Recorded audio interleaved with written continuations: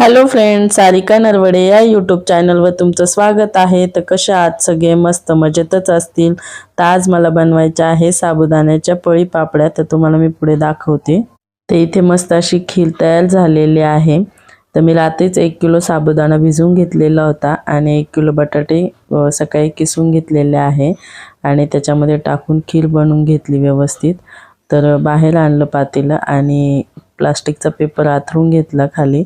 त्यावर थोडंसं तेल टाकून पेपरला सगळीकडनं लावून घेतलं आणि असे छोटे छोटे मस्त पळी पापडे करून घेतलेले आहेत. 10-12 पापड्या राहिलेल्या आहे टाकायचं. तर त्याच्यासाठी जुगार कॅरी बॅग फाडलेली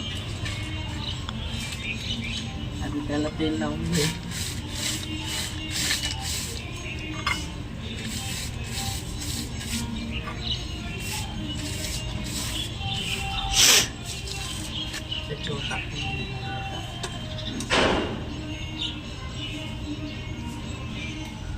हे बघा किती मस्त असं सूर्य आलेला आहे आणि आता टाइम झालेला आहे 6:15 फक्त. आणि इकडं पूर्ण चकल्या टाकून झालेल्या आहे पळी पापड.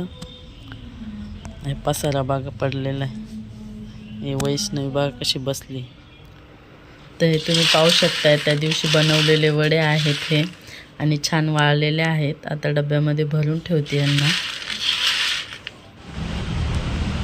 हे बघा घरचं सगळं आवरून कामावर आलेली आहे आता.